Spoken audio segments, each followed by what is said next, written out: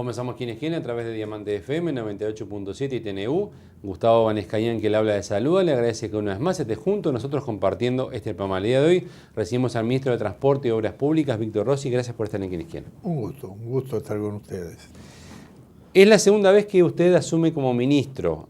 ¿Cómo encuentra esta asunción, que viene de un gobierno del Frente Amplio, comparada con la anterior que venía de un gobierno del Partido Colorado?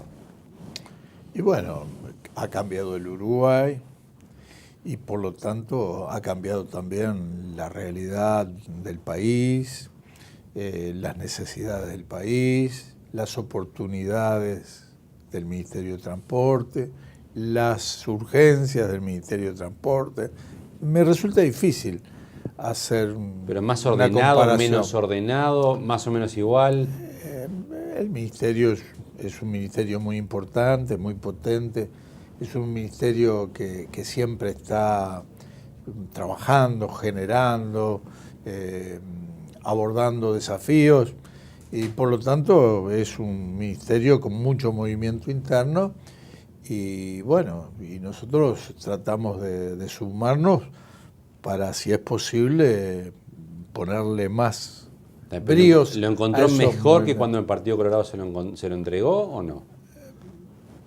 Bueno, no sé si puedo hacer una valoración. Nosotros tampoco, cuando hace 10 años asumimos, pusimos mucha atención en lo que recibíamos, no nos pusimos a revisar papeles para atrás.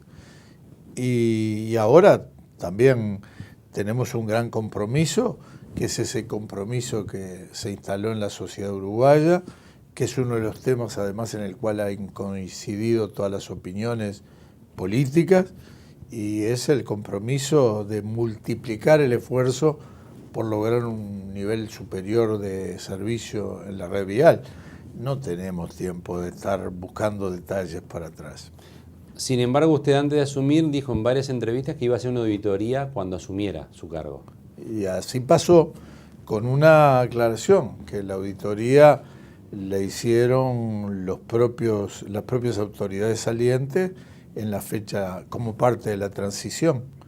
Y por cierto, nosotros la recibimos, hicimos la constatación y bueno. Y ¿Lo dejó satisfecho lo que encontró en esa auditoría usted? No, una auditoría no se hace para tener satisfacción, se hace para comprobar cuáles son los valores que se transfieren y cuáles son los compromisos. No, pero digo en la calidad, en la información que le brindaron, ¿estaba todo completo? ¿Es lo que usted quería? Bueno, las observaciones que correspondía hacer las realicé a las autoridades pertinentes, ¿verdad? Después creo que fue un buen proceso de transición y ahora lo que tenemos que continuar ese trabajo, ¿verdad? Y con esa información usted dice, bueno, este es mi punto de partida ahora.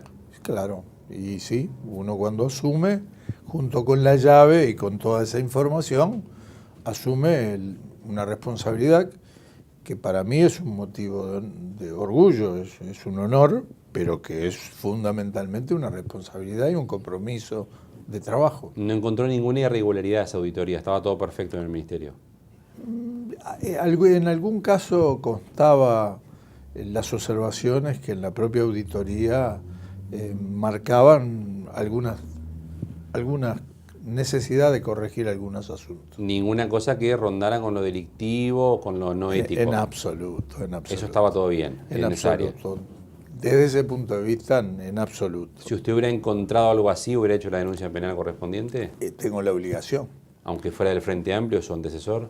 Yo tengo la obligación como funcionario público, si sospecho. Ni siquiera tengo que tener la prueba. Simplemente, si yo tengo la convicción de que puede haber una situación de delito, obviamente tengo la obligación de hacer la denuncia. O sea que en el transcurso... Pero eso corresponde no para a este acto que usted le está dedicando atención, sino es el proceder que tenemos obligatoriamente que asumir como funcionarios públicos. Y si en su administración encuentra esto, ¿no le va a temblar el pulso para hacerlo? No me ha sucedido el vacilar frente a estas situaciones, porque es la única manera de poder tener la tranquilidad de poder seguir cumpliendo la función. En alguna oportunidad, en el transcurso del tiempo que me ha tocado ejercer funciones públicas, ha habido algunos casos donde hemos debido actuar y bueno, hicimos lo que teníamos que hacer. El 2014 se va a recordar como el año en que el viento a favor económico, según los analistas económicos, cesó. Ya no se habla de viento, algunos hablan de brisa, otros dicen que ya ni brisa queda, pero lo que sí hay consenso a nivel nacional de todos los analistas, integren la oposición, el gobierno o el sector que integren, es que ya Uruguay económicamente no es lo mismo por el contexto internacional. ¿Se aprovechó bien hasta 2014 esa bonanza económica para invertir en infraestructura? Bueno, el Uruguay, para saber si aprovechamos o no bien los 10 años de gestión, hay que de alguna manera recordar cómo empezó esto. Desde el Ministerio de Transporte y Obras Públicas, yo recuerdo que cuando asumimos por primera vez a un presupuesto que claramente resultaba insuficiente en el periodo anterior, le tuvimos que restar, no sumar, restar, porque existía la urgencia de atender el plan de emergencia nacional. Y así un conjunto de obligaciones que debían cumplirse para rescatar a los sectores que habían quedado más rezagados del país de la situación de necesidad en que vivían. Por lo tanto, si lo comparo con este 2015, es indudable que tenemos una situación mejor.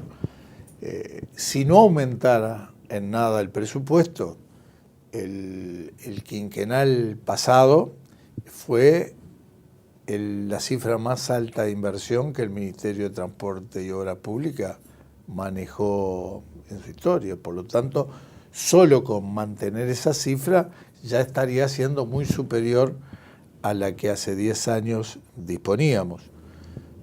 Pero además, en aquel momento, el Ministerio a lo mejor tenía oportunidades de lucimiento y de destacarse mayores, porque estaban cantados algunos hechos que era prácticamente, no se podía eludir enfrentarlos. Por ejemplo, había que terminar aquel puente que estaba parado desde hacía 7 años sobre el río Santa Lucía, con una concesión que no cumplía con sus obligaciones. Y eso era una oportunidad puntual que pudimos resolver en el primer año de gestión. Había concesiones como la Ruta 5 que estaban paralizadas con la doble vía sin terminar, pasando las piedras. Bueno, eso estaba para realizarse y lo pudimos hacer en poco tiempo. O sea, ¿se aprovechó bien entonces la bonanza para usted? No, se aprovechó bien, digo, que en aquel momento que teníamos enormes dificultades y que el país recién estaba saliendo de una de las crisis más severas que le tocó vivir, teníamos también la energía para poder superar las dificultades y dar respuestas a urgencias que estaban planteadas. En este 2015 tenemos mayores posibilidades de recursos y más allá de si el viento está de cola y si hay brisa o si no hay brisa, el Uruguay es un país sustancialmente distinto. La situación es un país que está de pie, es un país con una fuerte actividad económica. O sea, más allá de es ese un viento, país con posibilidades. Usted garantiza obras. Lo que yo le quiero decir que el desafío ahora en el 2015 es colocar toda la red vial en un nivel de servicios muy superior y además mantenerla a ese nivel superior. Quiere decir que el objetivo que nos estamos planteando es mucho mayor, más ambicioso que el objetivo del 2005. ¿Para usted hay una emergencia vial en Uruguay en algunas rutas? No. Cuando ve esos grandes surcos en algunas rutas que hacen los camiones, que los autos casi quedan trancados ahí. Hay rutas muy deterioradas. ¿Y eso no es una emergencia? No, porque ningún kilo de producción del país, en ningún punto del país y a través de ninguna ruta fue impedido de salir y llegar a su destino. Eso hubiera sido eso para usted es una emergencia. Pero no lo hay en el país. O sea, aunque se circule con surcos o grandes baches o lo que sea. Eso es un problema de calidad de servicios. Pero tenemos una red privilegiada en dimensión. que viene de la historia de este país, que es un patrimonio del país.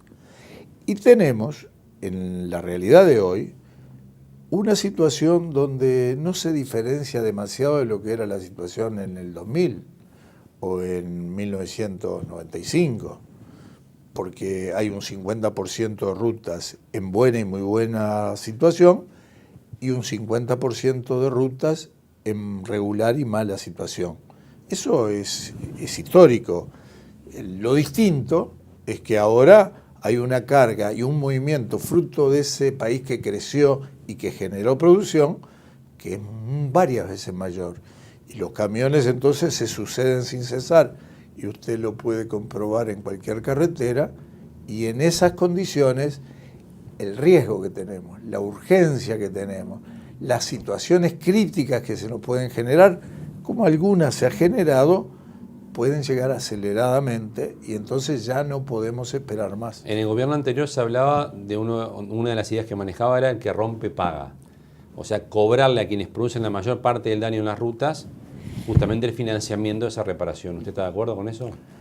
Y bueno, yo creo que eso es consecuente con aquella definición de que el que tiene más paga más y el que tiene menos paga menos, pero bueno, sí, eso es un principio, es una definición, pero puede haber variados instrumentos para lograr eso. ¿Usted está de acuerdo con el concepto? Y es un concepto que nadie puede decir que está mal. No, usted podría decir que está mal. Bueno, yo podría decirlo, pero yo considero que está bien, que es una definición que es razonable, pero lo que es importante es qué instrumentación. ¿Cómo le cobra ese camión que rompe la ruta? Por eso mismo. Ese ¿Cómo es le problema. cobra? ¿Un peaje? No un me lo impuesto? pregunte a mí. Bueno, usted es el ministro de Transporte. Pero si acaso yo le tendría que preguntar a usted, que fue el que formuló la pregunta. Usted dígame cómo le cobraría usted y yo lo pensaría y después le contestaría. Yo estaba de acuerdo con el concepto de que rompe paga, me dijo que sí. Ahora le pregunto, ¿cómo le cobra al que rompe?